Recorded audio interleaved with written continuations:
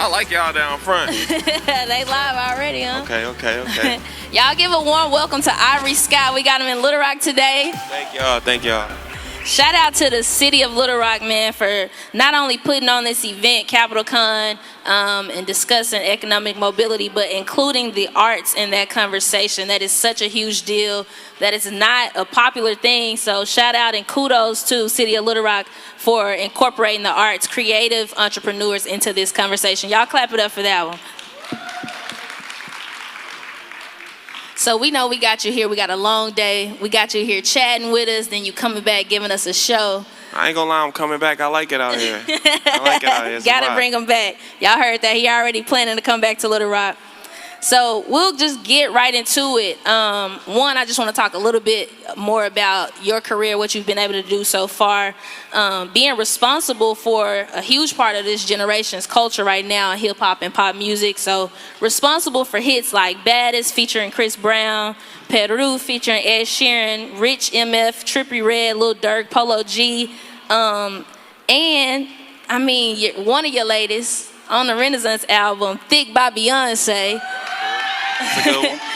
That's huge. And so we're going to get into you as a songwriter, but also that transition as an artist. You just dropped your EP, For Ebony. Yeah, Before Ebony. That's right. And so your first single off that was featuring Queen Naija. You also got Ty Dolla $ign on that joint. It's a movie. The EP is a vibe. If you haven't already, go check that out, y'all. Go check that out. But Pandora's accelerated artist this year in all of 2024. Exciting. That's super exciting. I actually just came back from New York seeing my billboard for the first time. For those of you that don't know my story, you know, I moved to LA. I moved from Chicago. I lived in LA for like 9 months, homeless, just like chasing my dreams, living in my car, going studio to studio. And like to go to New York City and see a billboard the size of this room, you know, in representation of all the things that I've been through in my life to get to where I am today. So it's fire. That's huge. Thank you, Pandora, for sure.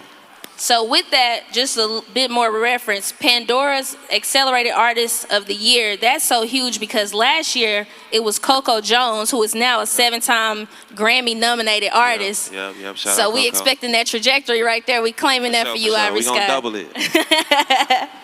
All right, let's jump right into it.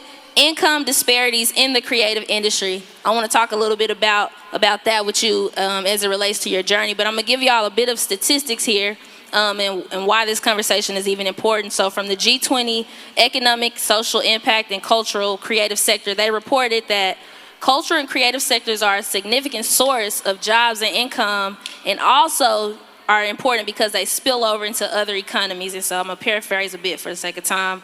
So it talks about how the creative economy actually helps with sectors like tourism and health and wellness and just overall wellness and being, and they actually support other economic systems, but they're oftentimes undervalued. And so I feel like that's something that a lot of artists, creatives can relate to.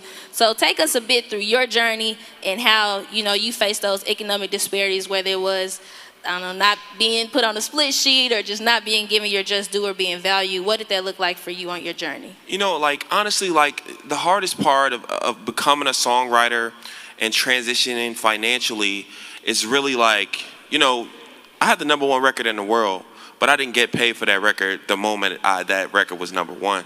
So just imagine being, you know, having a #1 record in the world and probably having $100 in your bank account. So like, I feel like, you know, the focus should be like to create platforms for songwriters, producers to be able to stabilize themselves while they try to grind, because the grind, you know, most people bury their dreams because of life. You know what I mean? Like, we bury our dreams because of life, because we got to pay bills, because we got to take care of ourselves, we got to feed our families. So a lot of dreams are buried that way because we don't have the platforms to be able to sustain a living while we're grinding for our dream. So that's just like a very helpful thing that could happen for sure. For sure. So in that creative economy in our world, we don't have HR and compliance. Sure. And so a lot of things slip through the cracks, unfortunately, for us in that realm. What was one of those turning moments for you, though, once you recognized like the economic disparities that you faced, I'm sure multiple times? What was something, or was it something someone said or a moment that happened where it turned you on the game, basically, where you were like, all right, I got to do something different, I got to move differently? Honestly, it took a big L for me to see that. When I got my first publishing deal, six-figure deal, I basically blew through the money because I didn't have financial literacy. So, just I'm gonna keep it 100 with y'all. I basically blew through the money, and what it taught me is that although you can be up one moment, you can be down the next. And a lot of times, like, we don't understand that when we get lump sums of money and we're not used to that kind of money. So it's important, like, to teach, like, financial literacy so that people understand that, hey, 100,000 ain't 100,000. There's taxes, there's things that, take into play when it comes to having that type of money.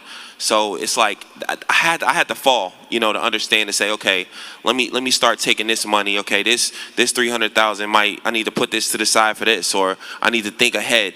So a lot of times we don't think ahead because of the world that is shown to us through Instagram, Facebook. It's an illusion. It's an illusion that makes us think we have to keep up with what we see. So take care of your money. You got to take care of your money. As fast as it comes, as fast as it'll go. That's real. That's real. Y'all taking notes out there? All right. So actually, I want to jump around just a little bit because you talked about, shifting your mindset a bit about what to do with that money, especially when you get large lump sums like that. Sure. So I think I saw an interview where you mentioned, you got into real estate. What are some ways that you started to diversify your finances as a creative entrepreneur? Well, just a little bit of my story. Before I signed my publishing deal, I was a lead carpenter for a company called Handover. Basically, like, we build, like, high rises and all types of buildings, hotels, and things of that sort.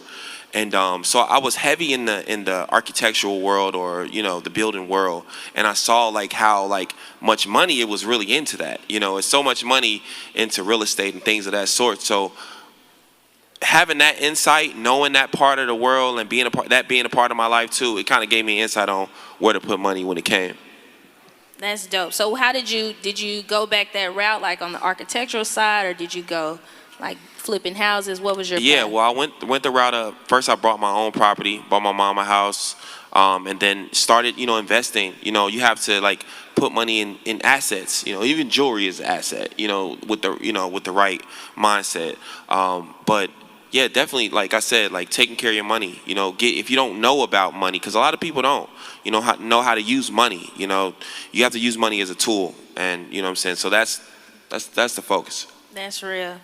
So, okay, I want to pivot a little bit here. Okay. Let's talk success versus financial stability. I think you made a good point about even when you got the money, like how quick you can blow through that money, and then knowing what to do with it, knowing that 100K is already maybe half that once you cash that check. Like I said, like, it's even more tough, especially in the music industry, because people want to see what they want to be. People don't want to know that the person that I'm listening to is just as poor as me. So people are inspired by that when they see it. So it makes it hard on an artist to, live within his means, right? So, that's the struggle. You have to be able to balance the both. But like I said, it's just a learning lesson, honestly. It's a flow of learning. So here, referencing just back to how we spoke about not really having that infrastructure as an ecosystem, like just creative system as well. Not having benefits like healthcare, retirement plans, and being in a gig-based industry, how do you think that affects social media? And I know you just spoke about, how that pressure that's put on there, but how is that amplified, or in your opinion, is it amplified by social media? No, it definitely is. It's like, people say all the time, like, what you see on social media is just people's highlights. People probably took 50 pictures before they posted that one. So if you're basing your whole life on that one picture that they got photoshopped, cropped, edited a million times, if you're basing your life on that, then you're really in the dark anyway. I mean, I was gonna say you nailed it right. already, but. So how are you planning to continue navigating your creative career from an economic standpoint? Like, you're already in architecture, real estate. You got any plays in the works going forward? Yeah, I'm actually about to start a clothing brand called Laundry Day. Also, like investing in local artists. You know, a lot of time in the music business, like we have like a lot of gatekeepers. You know, we have people that get in position and get all the big records, and then they forget about the people that are grinding where they were before. So like investing in the next wave. Who's next? That's dope. Did you have anyone who played that role for you or invested in you prior to the big records, the big placements? Yeah, like I actually when I was doing carpentry in Atlanta, and Ray Daniels, big exec, he called me down to his office, and the first day I met him, he wrote me a check for $20K, and he said, "Now, of course at the time I probably was like, okay, $20K, yeah, but it's no money, but for him to take that chance on me and say, you know what, I see something in you that the world hasn't seen yet, you know, so." Definitely, Ray Daniels was a big, pillar in my career for sure. That's dope. That's dope for you to have the experience and then now have the desire to come back and be that for another artist or other artists. Yeah, that's really the only way it happens. You know, that's the only way it happens, man. Like when you lead, you're leading with the light, but you're also leading for the person behind you, and then they're gonna follow suit. You know, we got to be role models. We got to set examples, for what we want to be. For sure. So I got one more question for you, and then after that question, we're gonna do some Q&A, I believe. So you all can be thinking if you have any questions for Ivory Scott up here. So the last one, for anyone out there who maybe feels like they're at a crossroad or a fork in the road, and they have an idea, but they're needing some help or guidance getting to that, I think you're a great person to talk about the pivot, right? For so sure. When to realize, like, you did a big jump from, we probably didn't even mention this at first, but you did a big jump from being an athlete to going into the entertainment industry. Can you talk about that pivot and how that changed your trajectory? For sure, like, one thing, like, music has always been a part of my life.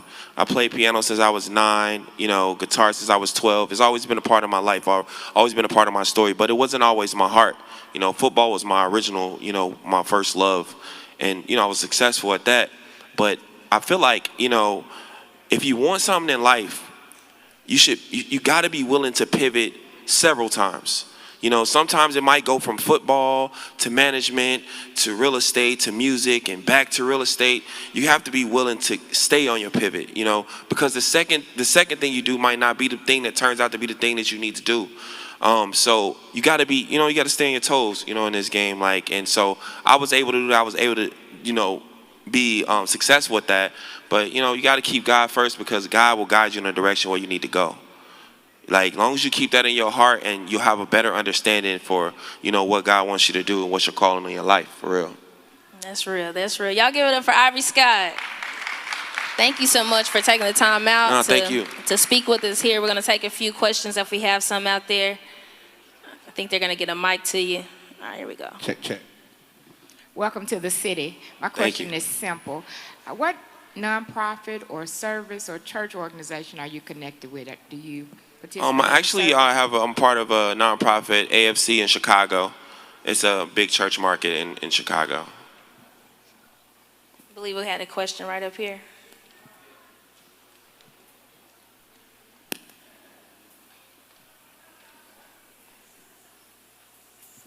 How you doing? What's up, bro? Chapman, recent graduate from Philander Smith College.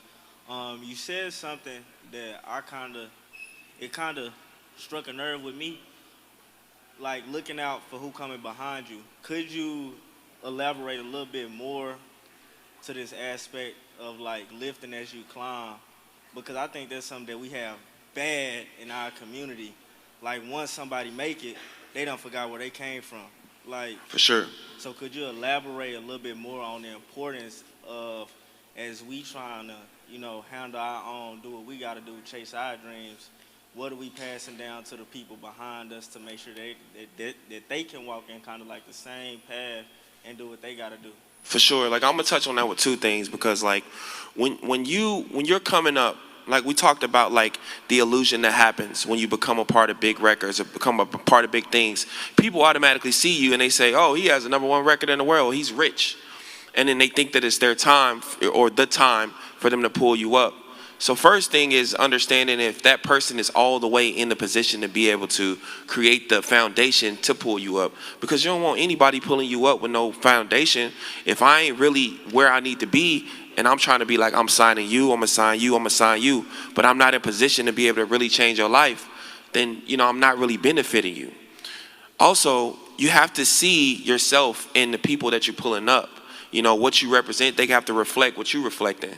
So, that's it, man. Like, when I'm searching for somebody to be like, I want to give them the opportunity that I had, they got to have the hunger that I had.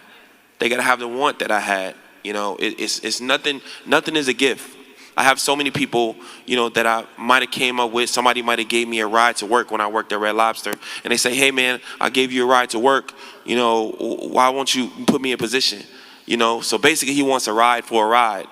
And don't look at it. The opportunity will present itself when you're prepared for that opportunity. That was good. Do we have any more questions? We got time for one more. Oh, we got one behind you. Check. There we go. Hello. So I have a quick two-part question. The first one is, you're speaking on who invested in you and who saw something in you. Was there like an isolated moment when you knew that you were built for it?